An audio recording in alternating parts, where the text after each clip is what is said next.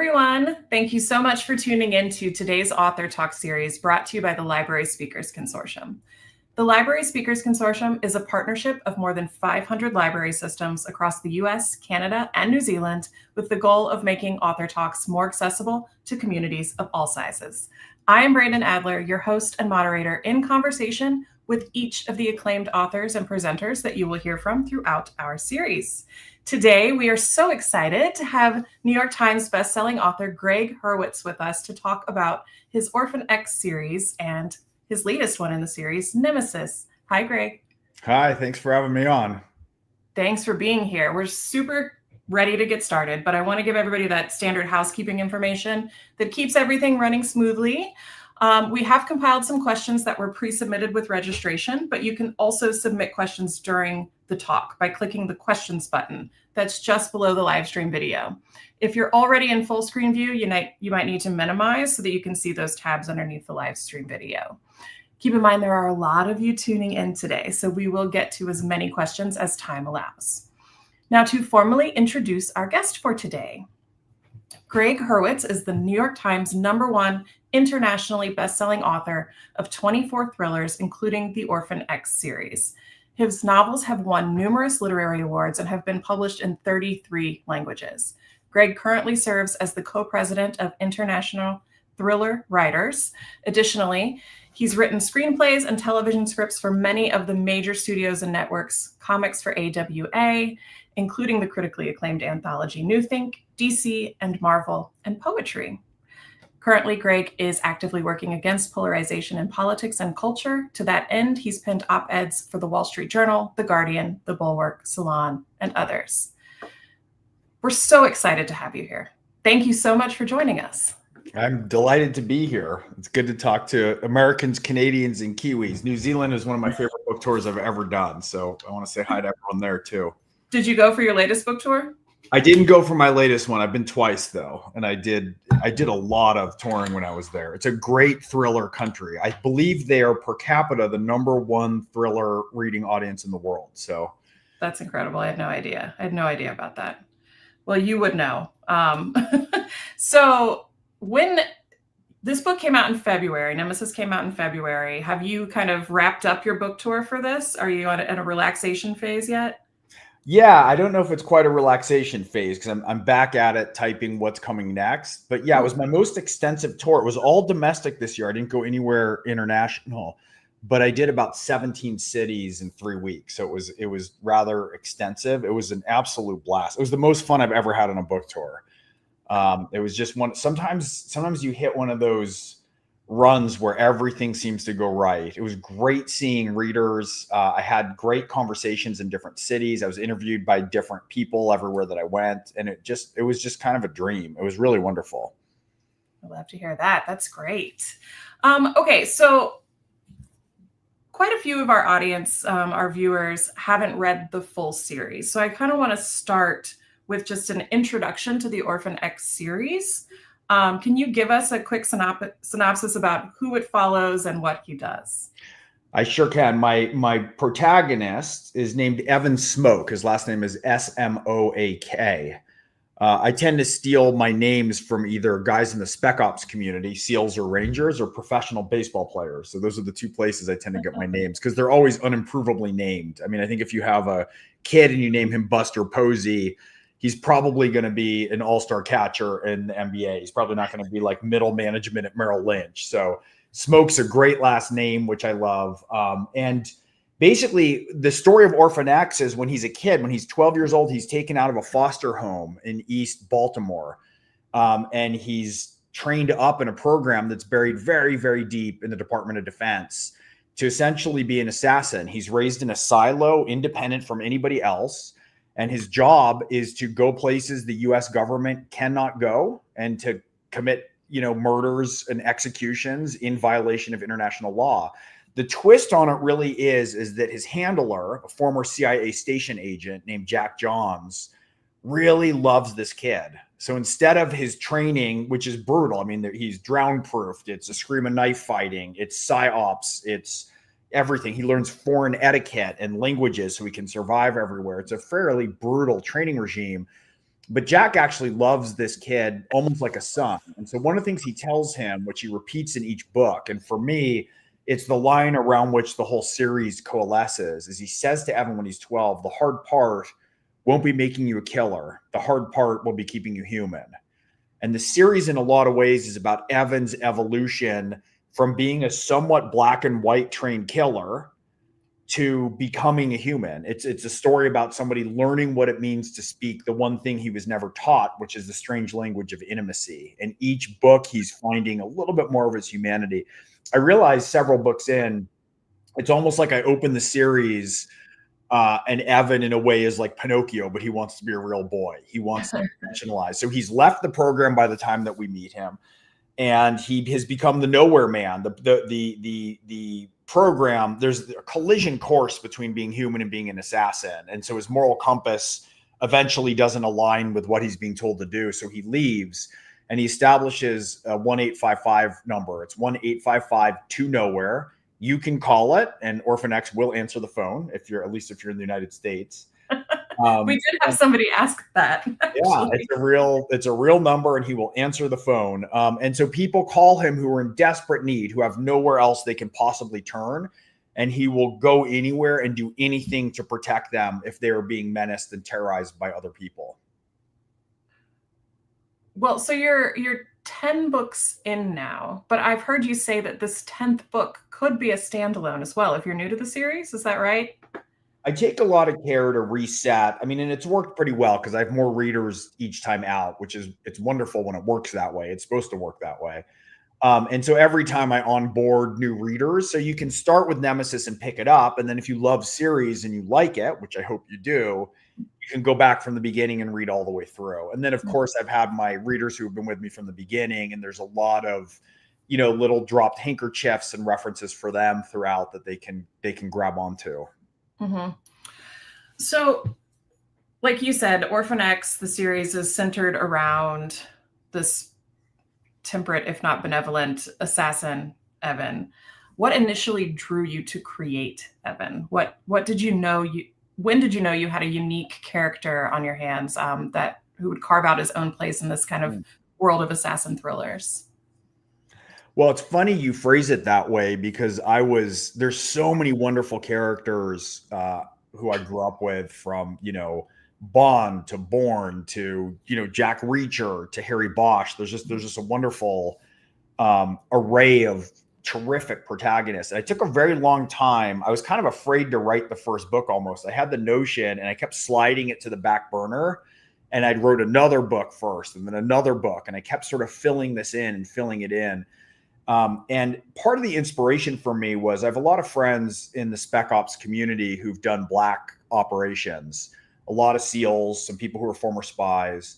And I'm very interested in black programs because they represent the liminal space between a nation of laws and how they mediate with an outside world that could care less about laws or about morality or about ethics. And so there's this very weird, fluid space that exists within black programs that are buried really deep for the purposes of plausible deniability and other things. And I just thought, I had a notion one day, well, what if there was a black program that was taking these kids who nobody wants, kids out of a foster home like Evan, and essentially training them to be disposable weapons? I mean, if Evan's on a mission and he's ever caught or tortured or murdered, there's no backup. There's no one coming for him. Everything, he's a full cutout man.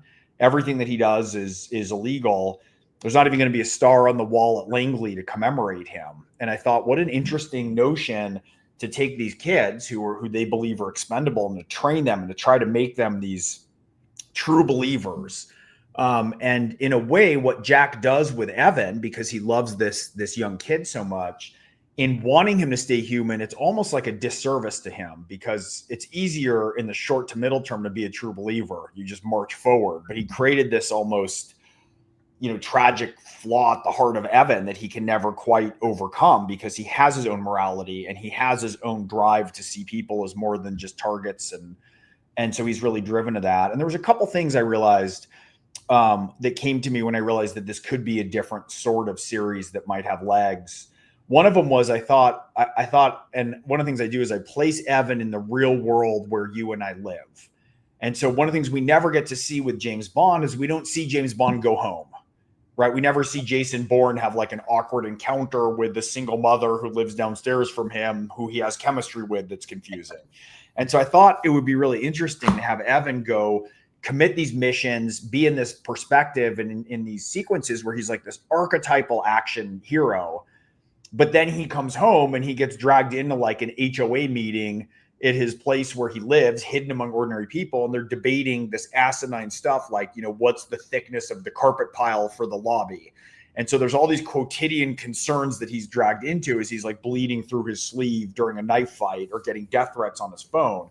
And so he's living this cover among ordinary people, and he's learning to navigate as a process of becoming more human, how to deal with people in the real world where you and I live, and these insane missions, which have incredibly heightened stakes and menace.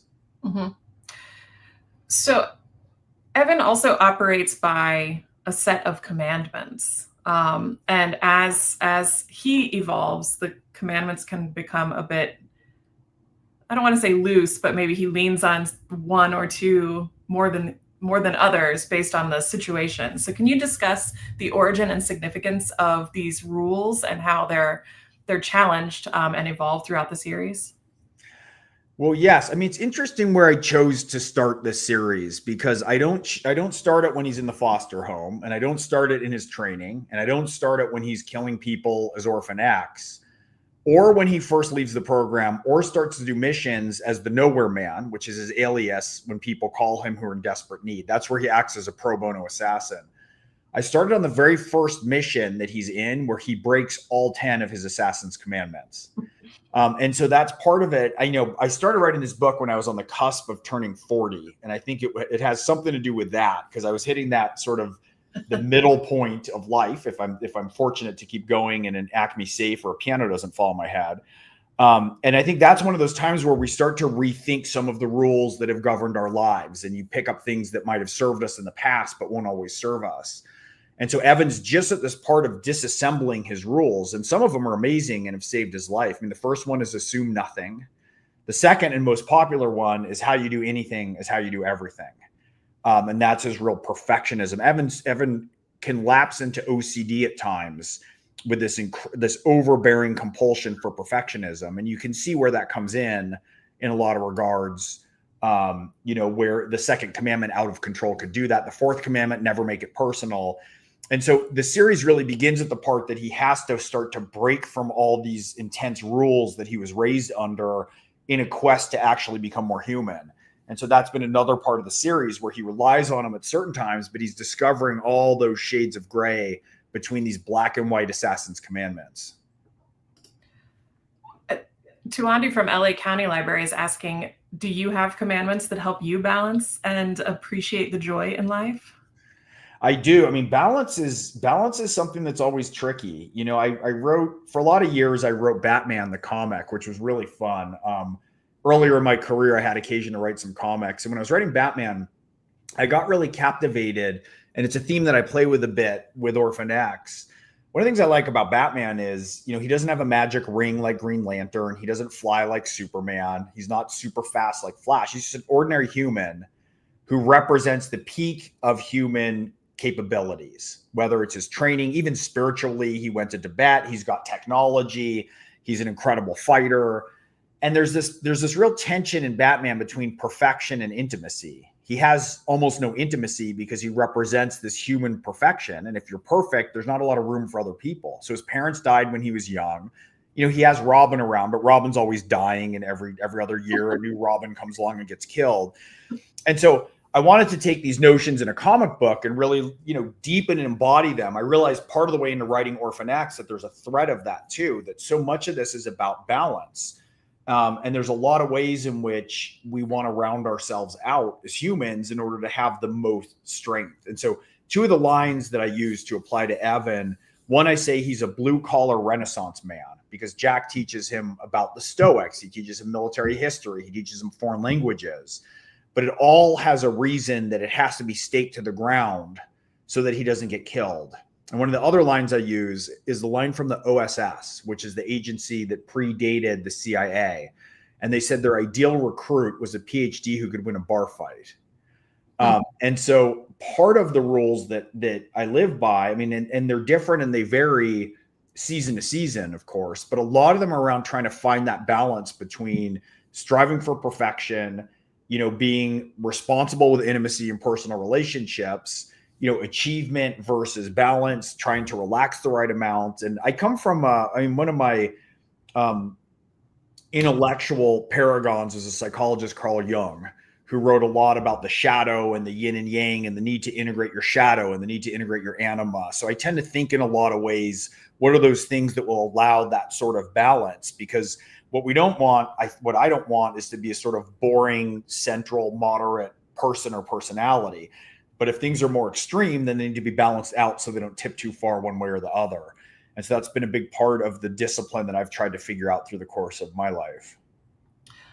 And what you've kind of put on Evan's life as well, the character, Paul is saying, is that how you would describe yourself approaching crafting this morally complex hero like Orphan X? And how has that character evolved in response to the real world issues that we see unfolding today? Yeah, that's a really good question. I think that I have a book usually when there's a moral or ethical dilemma. It's always something that's ethical. It's not just straight action, because we don't really care about action. Everything I think that we care about the most comes back to character. Like if I asked you all what your favorite James Bond action sequence is, you might stop and think for a minute, but we all immediately know how he takes his martini. So it's the character who we return to and who we want to come back with and we want to spend time with. And so for me, there's an ethical dilemma in addition to a high stakes thriller premise. But what has to happen is that my character, in this case, Evan Smoak, has to interact with it in a way that only he would interact, which means he's not going to, if I have an Orphan X action sequence, it's not like Reacher. It's not going to be like Bond. He's not the best looking, most charming guy like Bond. He's not the biggest, toughest guy like Reacher. The way I describe Evan in each book is I say he's average size, average build, just a normal guy, not too handsome. He by design almost blends in. He's sort of dead average in a lot of these different ways by appearance. And he has to bring the totality of himself to solve any problem.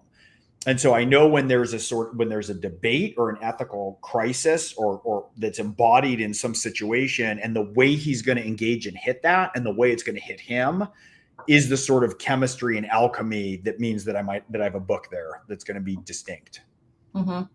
And yes, he evolves certainly depending on what things I'm seeing in the real world. You can see that a lot in Nemesis. I mean, I never tread into partisan politics overtly because I just think, writing in a lot of ways, I think is a higher calling. We've let politics spill into too many parts of our lives. And so part of my ethic is I want to deliver the best and most compelling story.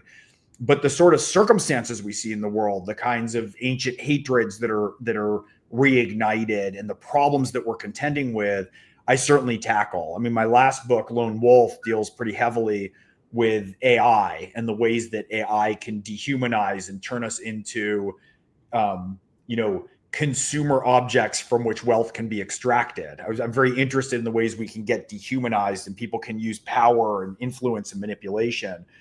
And Nemesis is really about people from differing belief systems, different parts of the country, who are on a collision course. And some of them, I mean, Evan is up against his best friend in the world, Tommy Stojak, who's kind of his badass, crusty armorer. He supplies all of his guns, his ghost weapons, his ordnance. And Tommy's from a different background and he has a different belief set. And he and Evan are on this collision course in this book in a way that's really friend versus friend. That's not the kind of thing that Evan's ever contended with.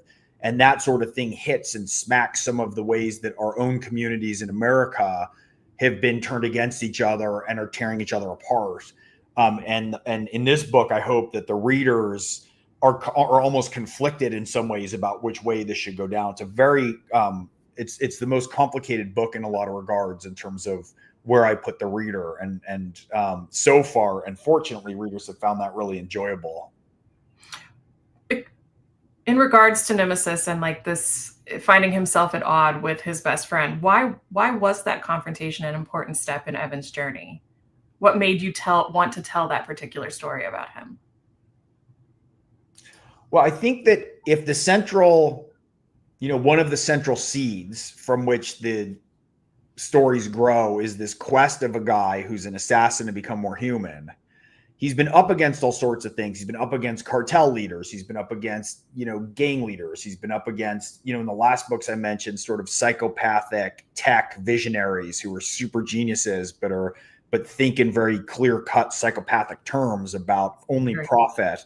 And they view people in a lot of ways as consumers to extract from, right? So there's all these ways that he's connecting with evils in the world, whether they're technology or whether it's psychopaths. But in that process of becoming human, with this book, I really wanted there to be something that deeply alters who he is and how he conceives of himself and his role in the world. And so there's nothing more compelling to me than being up against a friend to throw all of his commandments and all of his training into disarray. Like, this is his hardest thing. Evan is perfectly fine calculating the wind drift on a sniper round when he's executing somebody, but he gets undone making small talk in front of the mail slots at his, apartment building where he lives. The intimate real world things are where his discomfort comes out. And so to be at odds with a friend, my father has a saying, he likes to say, a good friend is a mirror. And I thought it'd be really interesting if Tommy, who seemingly has crossed some of Orphan X's bright lines. I mean, he supplied weapons that went to killing innocents, and that's like a bright red line for Evan. And Evan's coming after Tommy. But when we change our minds, when we reconsider ourselves, when we look into a mirror that is a friend, sometimes what we see are things that aren't flattering about ourselves. And so even when Evan's angry and going after Tommy's also seeing things that are over Evan's shoulder that Evan hasn't paid attention to. And, I think we've rarely seen, in a world that's increasingly polarized, I haven't heard a lot of people say that they've really markedly changed their whole worldview on the basis of reading an op-ed.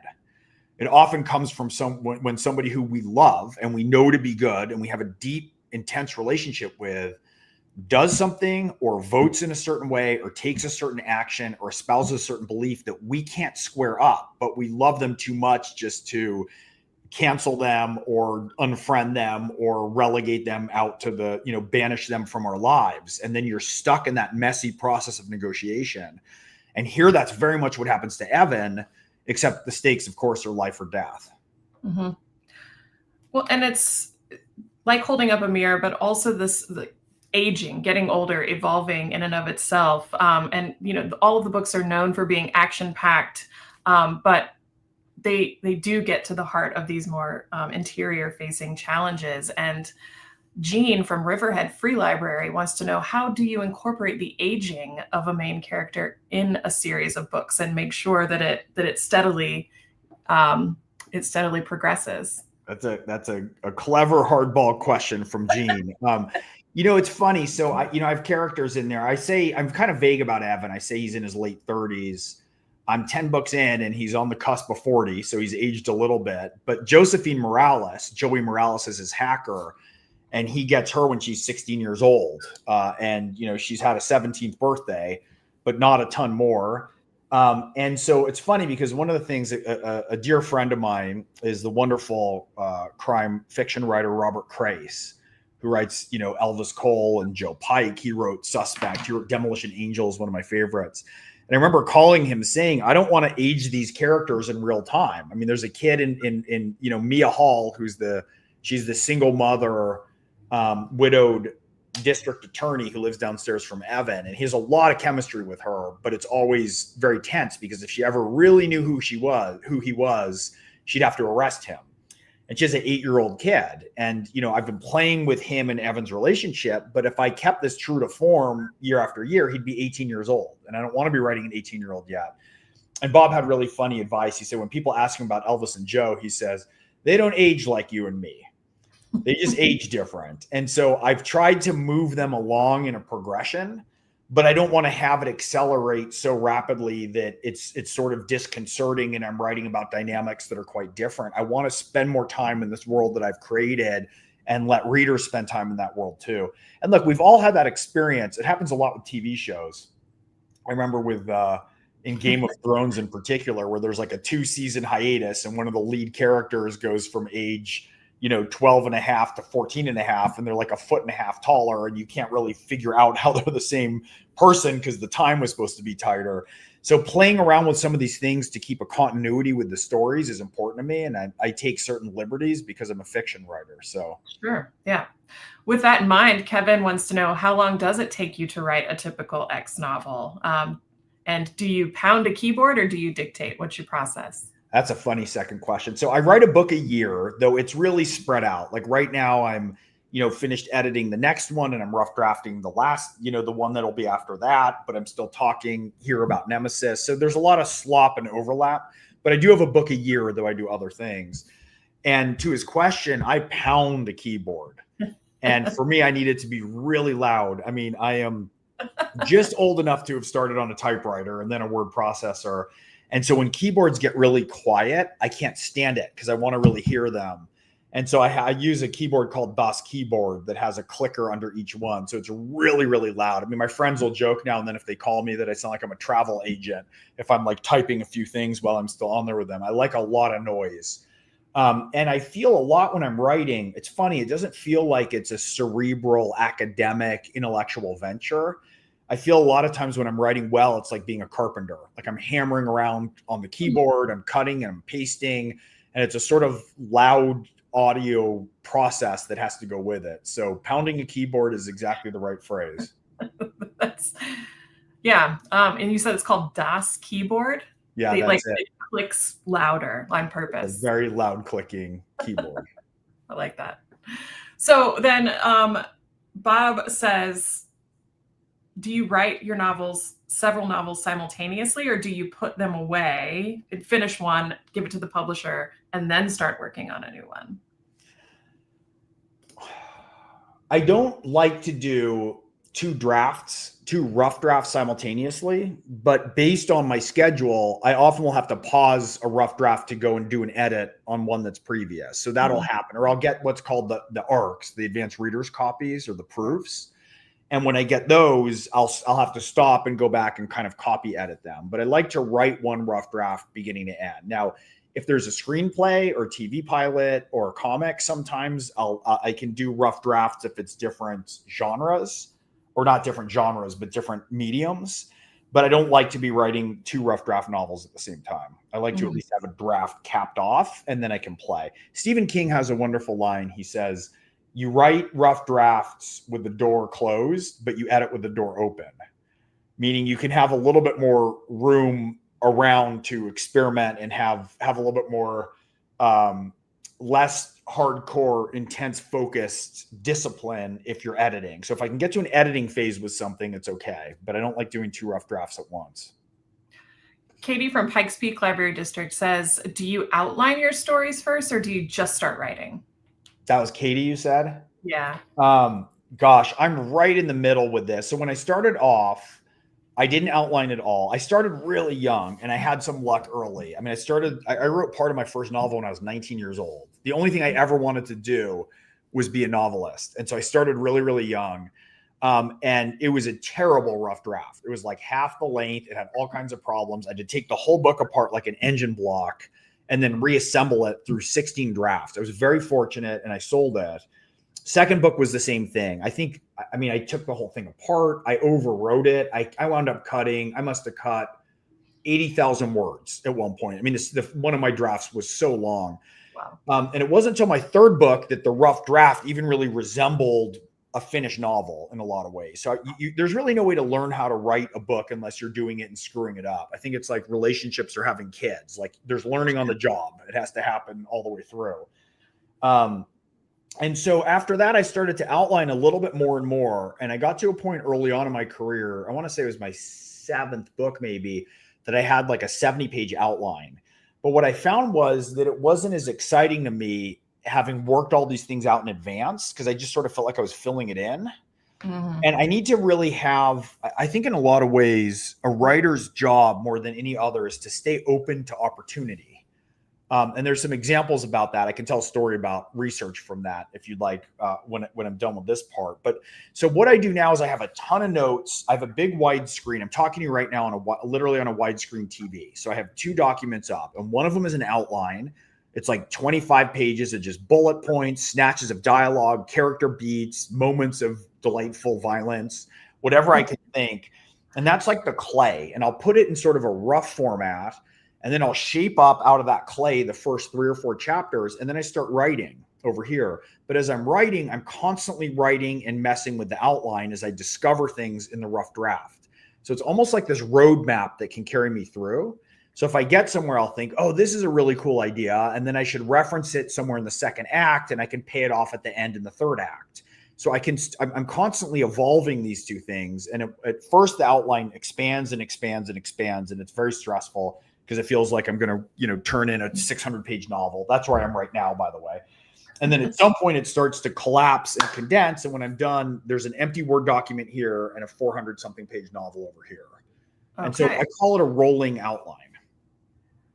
There has to be some satisfaction with seeing the one side of the screen get smaller and smaller as the other one gets bigger. Oh, Brandon, it's great, but I'm still waiting to get there. It's still fattening up on me, and I got to turn the corner to bring this thing home. So with that in mind, Craig from Las Vegas Clark County Library District is saying, do your characters ever develop agency and get a mind of their own? So you said that like, oh, this is a really cool idea as I'm writing. Is it just like the plot opening up as you're writing, or do your characters kind of develop a mind of their own?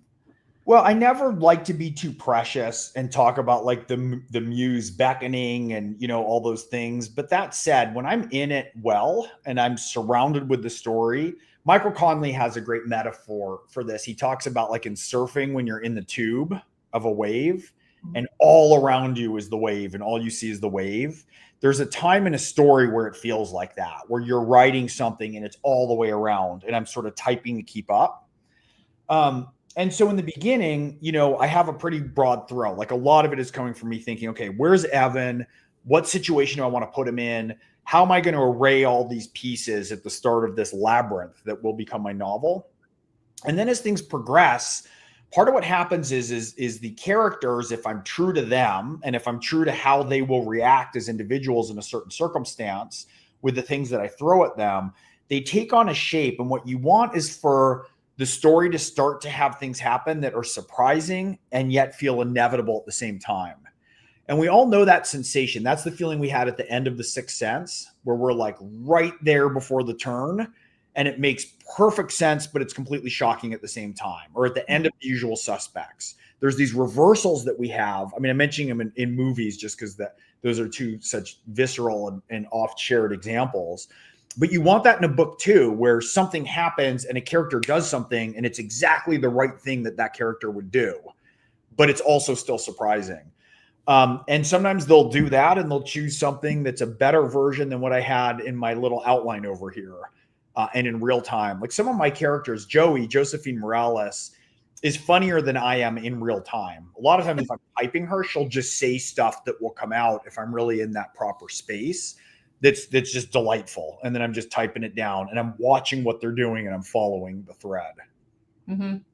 Well, you mentioned that you had a funny research story that you could tell. So what is that research story? But also talk to us a bit about what your process looks like. I'm sure your search history looks pretty crazy. I'd be so dead. I mean, fortunately, I have a track record of being published. I mean, my 4th Orphan X book is my homage to Day of the Jackal. I mean, I wrote it years ago.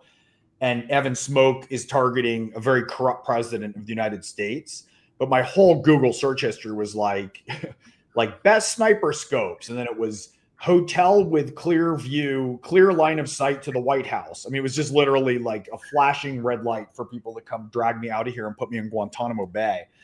So the research story, I was talking about how as a writer, our job is to be open to opportunity. And the same thing holds true with doing research. I don't just go to research somebody when I'm talking to somebody. I'm not using them like Wikipedia. I try and do a lot of research before so that I can have a conversation with them. What I'm trying to do when I talk to subject matter experts, and I have a lot of people in my Rolodex. I have, snipers and porn stars and professors and demolition breachers. And it's like, there's a lot of amazing experts, but I don't want to just ask them things that what I'm trying to do really is to pull on their mask and see the world through their eye holes. What kinds of things do they notice that are really, really different? And so for my third book, I was still a kid. I think I was 22 when I was writing this one. It takes place at the UCLA Medical Center. And I had to talk to this one hospital tech. I'd done all this research, and the only time he could talk to me was literally while he was parting out cadavers. He's carving them up and sending the different body parts to different departments. So like the heads were going to neurology, the joints are going to the orthopods, the feet are going to podiatry. And so I'm there interviewing him because it was the one time he said he would meet with me, and he's carving these figures up. And I'm sitting there wishing I'd worn like galoshes, but I'm doing my best. I'm hanging in, and he finishes with the cadaver, and he walks over, and there's these giant steel doors about the size of like almost like a barn door size. And there's two of them, and he pulls them open, and inside are 24 corpses suspended by their heads with figure 8 scissor clamps that pinch them at the ears. So their feet are just swaying like this, a few inches above the ground.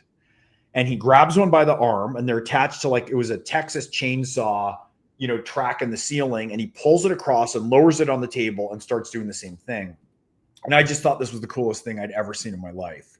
And the reason why bodies are stored that way are because for anatomy class, for medical students, if you store bodies flat, they distort. And so it's a lot less helpful for medical students if you're trying to deal with anatomy because they'll flatten out. But if you store them vertically with gravity, their original shape is preserved for better or for worse. And so one of the things that happened for me is I knew later in the book there was going to be this chase sequence late at night with the doctor through the hospital, and everyone's gone, and he needed somewhere to hide. And I found this perfect location. Like, what's better than that? And the thing with that was so cool is when things are real, like if I just invented this, it wouldn't have that ring of verisimilitude where the reader feels like it's a real thing that is happening. But because I did the research, and because I went to do it firsthand, I discovered the location for a scene in a way that was like perfect, and it was creepy without feeling contrived. And so that was part of going out into the field with an open mind, not merely to say, here's my story and here's what I need and answer these 5 questions and they're going to go straight in the book. It sort of is an iteration of what I try and do with my outlines. And so had you not met him on location, then that scene might not have existed. That's right. Yeah. That's cool. And so it's kind of cool. So Thomas Harris is one of my favorite novelists. He wrote Silence of the Lambs. Red Dragon is the one that precedes it is my favorite thriller. I think it's the best thriller ever written. But getting those details that really ring and put you right there are so important. And in Hannibal, he has this great scene where Clarice Starling is with a SWAT team and they're staking out somewhere. It's in the deep South.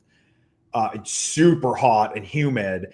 And they're in the back of a car and they're all tacked up. So they've got heavy gear on. It's they're sweating a ton, but they can't turn the air conditioning on, because if you have the air conditioning on while you wait for hours in the humid southern heat, which you're very familiar with being in New Orleans, then the car is going to run and it's going to look conspicuous. So instead they bring in a block of dry ice. So this amazing scene in the book where they're all sitting and their hands are being cooled by the ice. And when it's go time, the back doors fly open with a bang. And when they come out, there's all this like dry ice and mist is pouring over their shoulders. It's this amazing visual. Yeah. But part of why it works so well, it's not like if you see a movie and there's just like random, like somebody has a, mist maker like from a cheesy wedding all over the place, and it doesn't really ring true because the reason why it's there. And so it's creating atmosphere from something that's real and concrete. And so that's why in the name of research, I've gone undercover into mind control cults. I've gone up in stunt airplanes. I've snuck onto demolition ranges with Navy SEALs and blown up cars. I've done all this hand-to-hand combat, and I've trained in mixed martial arts fighting. I've done all this stuff so that when I write about it, I can write about it with a way that brings it to life. Mm-hmm. Ram from Los Gatos Library wants to know, how do you write fresh action scenes that aren't repeats of previous scenes? It seems like it would start to get hard. That's so funny. So Los Gatos is the town next to the town that I grew up in. I grew up in Saratoga, and somebody earlier was from Clark County in Las Vegas, and I've done several events there. So I'm loving all this familiarity. All right. So the action sequences. For me, the action sequences, it's funny because you never want to just have like, oh, here's another shootout in a warehouse, right? I mean, the action sequences are never about the action sequences. So I was discussing earlier how your character has to react a different way than anybody else would. an Orphan X action sequence cannot be the same thing as a Jason Bourne action sequence, or an action sequence featuring Joe Pike. And so each action sequence has to be, for me, as fresh and distinctive to the themes in the book and to the character as possible. Each time that I write one, I try and have it be almost like a little 3-act play where the action scene, the fight scene itself is sort of structured within something where Evan's character can come out. And the way in which he's handling the situation can either be, badass, it can be amusing, it can be inadvertently comedic, but there's movement within it so that it's never just straight action. We've all read those books or been in those movies where there's like the never ending third act of a movie. And it's just, you get action fatigue. At some point, you just feel like you're getting punched in the face with visuals and you don't care anymore because it's not connected intensely with character. And so thinking those through in a way where there are these little 3-act plays that have to be evocative of character and the themes of the book is a really great way to make sure that they stick and that they're different and not just like, oh, it's time for a car chase, because none of y'all need to just read a car chase. Yeah. Well, speaking of something that's part of the character, Evan has this love of luxury vodkas. And Joanna from Decatur Public Library is saying, do you share a love of vodka? Where does this come from? Well, hi, Decatur. I did a great book festival there too. Look, if I had to choose for me, it would be single barrel bourbon. It would be Blanton's bourbon. I mean, I've done the bourbon trail a few times. I love bourbon, but I just really like booze. That's the starting point. But again, with my statement that everything has to kind of accrue to character, Evans is perfectionist. And I mentioned the second commandment, which is how you do anything is how you do everything. And there's this real purity that's at the base of him. And vodka is the purest liquid on earth. And so he drinks these ones that are very high end, but they're also distilled. I just found one by the makers of Blanton's, believe it or not, called Century Vodka that's distilled 100 times.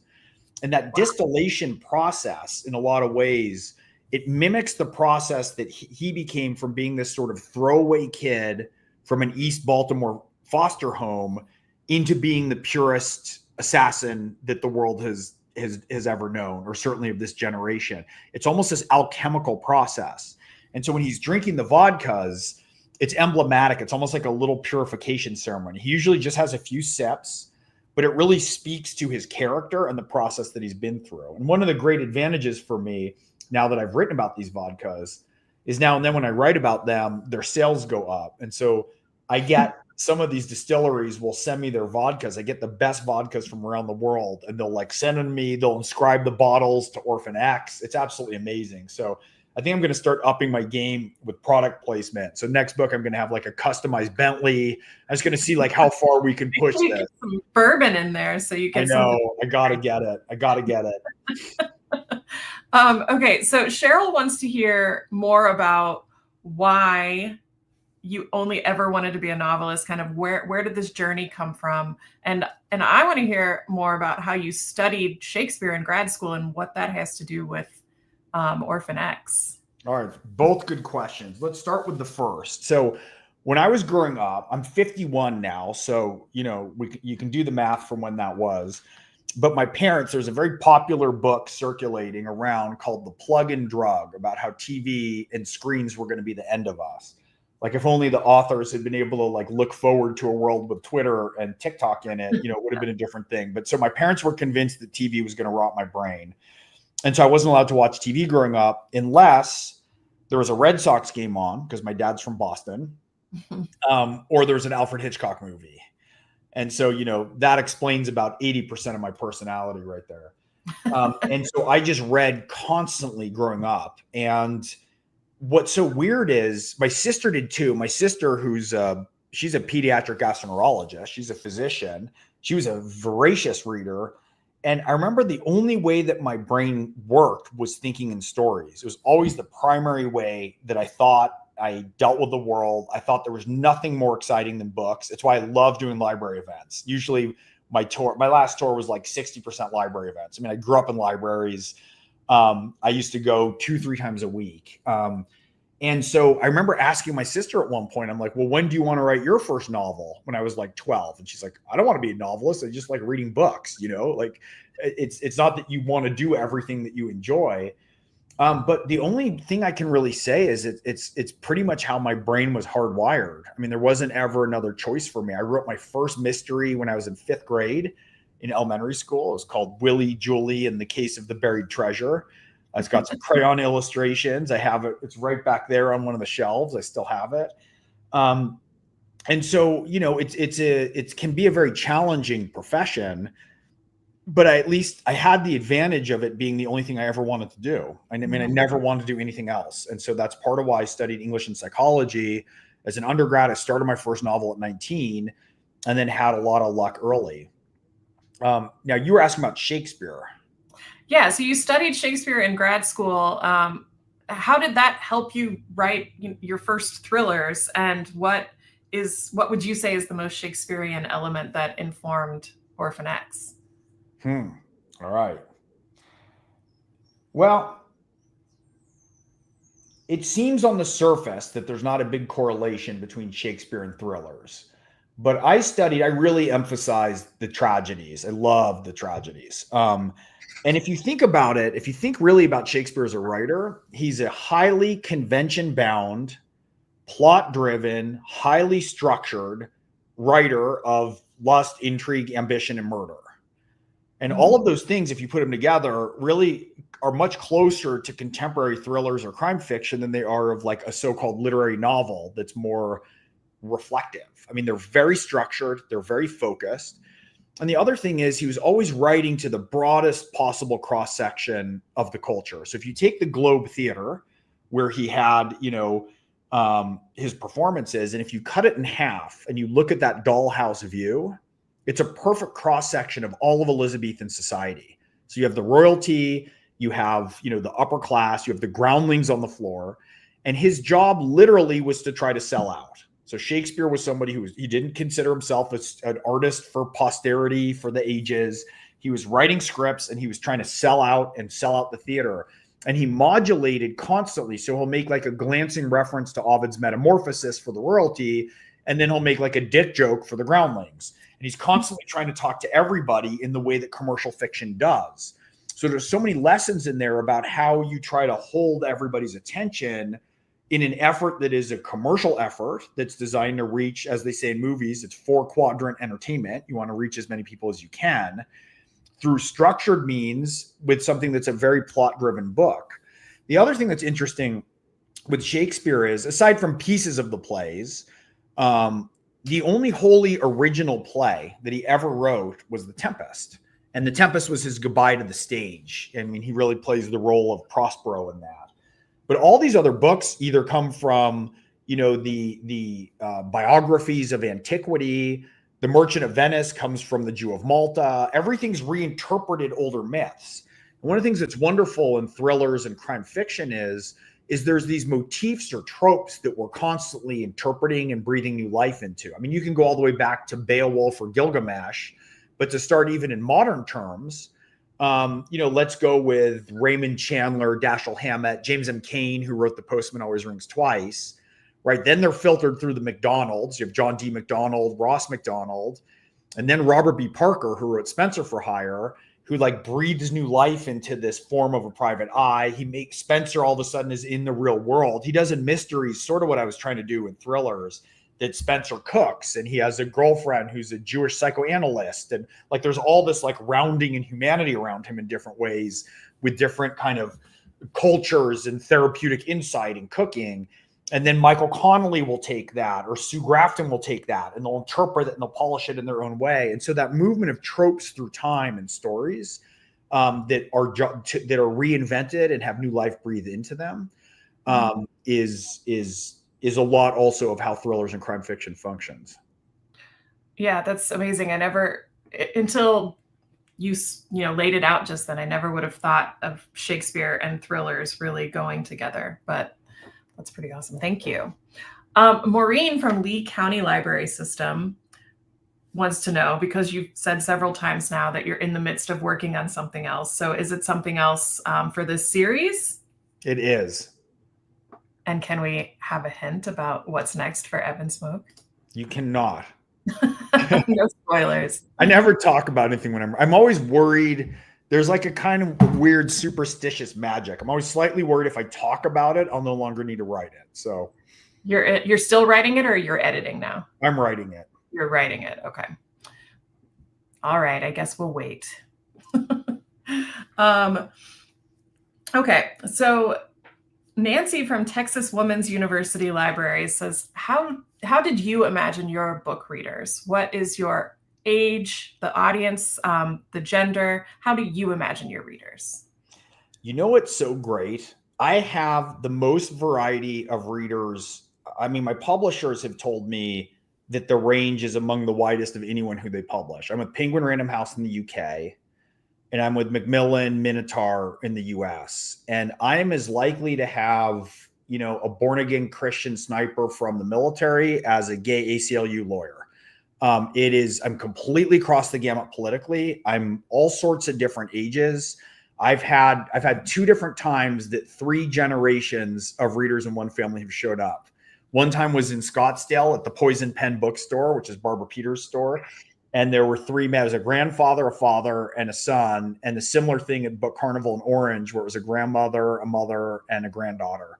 And so, you know, the ages are varied, and everyone comes from every walk of life almost, and every belief system and every political orientation. And it's really wonderful. And half of my book tours are in, you know, red state, blue state. It doesn't matter. I mean, I kind of move everywhere. And so I'm incredibly, that feels like a huge blessing for me to just be able to go into all sorts of different communities.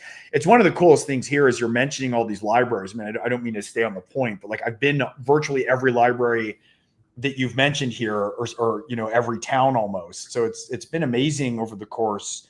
This is my 10th Orphan X book, but it's my 26th novel. And so I've really been to most of the major, I've been to almost every state on book tour, and it's a great varied crew. That's excellent. You can never talk about libraries too much here, so that's just fine. I mean, I was half raised by libraries. So, I mean, I read the entire young adult section of the Saratoga Library by the time I was in 5th grade. And then I moved on to Stephen King. So it was a huge part of my life. And, you know, I also think libraries are, and why I like to do library events is I think they're incredibly, they're not always understood by how essential they are as an anchor throughout the whole community in different ways beyond merely checking out books. But with the programming, for people to have a place to go, for, you know, students to research, for people to access computers, like they're the best. They're such an important anchor in our communities at a time when I think our communities are starting to atomize a lot. And so, and I always love the fact to go out and have everyone come together. I mean, that's one thing when everyone's so worried about AI writing novels now, and, you know, there's all this talk. I've written about this a little bit. I've written a couple op-eds on it that, you know, we're not too far out from being able to punch a button and saying, oh, I want a new F. Scott Fitzgerald book, but I want it half the length and my IQ is 118. So do the vocab to that. And I use inside jokes from my social media where we all get our sort of bespoke little book. And on the one hand, that sounds like it's something that we really want. But on the other hand, it's actually sort of a nightmare, right? It's like Pleasure Island from Pinocchio. And one of the things we love about reading is when we're all reading the same book, it creates a real sense of community. And going out like I do on these tours and hitting these libraries where everybody's showing up, there's this wonderful aspect of books that are they're so individual, but also they're unifying. And look, there's also something I think that's really intimate. The relationship between an author and a reader. You know, when I write a TV show, when I write a comic, when I write a movie, everyone sees the same movie or sees the same visuals. Now, of course, they can have a different emotional reaction, as we all do. But what's so great with the book is everybody is a collaborator with me. Everyone who reads a book has their own visual that they're going to put in their head. And that's why we tend to react to things that are overwritten when they tell us too much how to feel or what we should think about something. So the job of writing in a lot of ways is to sort of intimate emotion so that people create it within themselves. And so it's such a cool thing that you have. If I sell 1 million copies of Nemesis, there's 1 million different movies that play. Everyone plays their own movie.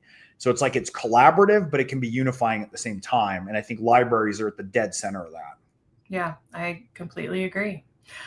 And speaking of everyone plays their own movie, we have had this question a lot, which is, why isn't the Orphan X series on the big screen yet? And Emily from LA County says, and who would you like to play Evan? Oh, it's such a hard question. So I bet we it should is. have news soon. So come follow me on all the social medias or sign up for my newsletter. I do think we're going to have something to announce pretty soon on that front. I did adapt it once. I adapted it back when, a year before it came out, for a big movie star. It was really good, and then I lost him into a giant movie that was a huge success. Sometimes, it's always the timing of schedules. Who would I like to see? Now, that's such a tricky question because Evan is not overtly super handsome. He needs to look like an everyman, but he's also, I think he's still as attractive and appealing in my head. But I can think of people maybe from, like, it would be like James McAvoy 10 years ago, right? Mm-hmm. Or one of the things that I really like the notion of, there's two other notions, and one of them is when you have an actor who you've seen in another capacity, who's being sort of reinvigorated in a role. So to give you an example, Bryan Cranston was the dad on Malcolm in the Middle, but then he shows up in Breaking Bad and he like completely embodied that role. So I think what I don't want is just, your average, not average movie star, that's an oxymoron, but somebody who we're really familiar with, where we feel like we're going to the next movie to see that guy again in a new role, versus someone who feels new. The other actor who did this really well, this sort of reinvention, was Will Smith. And I remember seeing Independence Day in the San Jose theaters when I was a kid. I was still younger, but he was the Fresh Prince of Bel-Air. And I remember there was a scene of him like pulling an alien across the desert with his shirt off, and everyone in the audience just gasped and like they couldn't believe that it was this kid from the sitcom. So it could be really interesting to find an actor who's then reinvigorated in the role. And the other thing is to find somebody who is not well-known, widely well-known, where they really embody the role. And I think of that as the new actor for Reacher in the TV series. Mm-hmm. I think embodies, like, I think of him a lot closer to Reacher than the film embodiment of Reacher. Well, that was Emily's vote. Emily said, my vote is for an unknown. There you go, Emily. They've got to have this like quiet confidence, which is probably what makes the average, not so out there guy attractive. Yeah, there's a strong silence. Yes. And it's a respectful silence often too, until people deserve to be disrespected. There you go. So I have to ask, Linda says, what is the plant spinning around behind Gregg's book? Oh, that's funny. Is that driving everyone crazy? I'm sorry about that. I should have blocked that with the book. So Evan Smoak, one of the jokes I have is that he lives alone in this penthouse that's all surfaced in it's like poured concrete and stainless steel. And it's got all these OCD things, and he doesn't like smudges anywhere. And it's very much a contrast with Mia's place, who lives downstairs from him. That's the woman who he has a forever on again, off again relationship with. And she's a single mother to Peter. And she's always got like candles and throw pillows, and there's laundry on the floor. And there's all this sort of mess of human intimacy that he holds himself at space with, but he sort of longs to understand. And so I have a joke in the books, well, it's a sort of joke, that the only thing that is living in his entire 7,000 square foot apartment is this aloe vera plant. And even that he can't keep. So he's killed 2 of them through neglect. All you have to do is put an ice cube in her serrated leaves once a week. And so he's now on, her name is Vera from aloe vera. Now it's Vera 3. And so that's Vera, and she's in a rotating magnetized base, which is something that is a mimic of his bed. Evan sleeps on a floating bed. It's a really cool thing that I found, where there are these beds. They cost like $1.5 million, but it's a slab of steel, and they're propelled off the ground with rare earth magnets, and then they're tethered to the floor with steel cables. So if you ever cut all the cables, it would just fly through the ceiling. So he sort of floats when he sleeps on this mattress on top of this floating bed.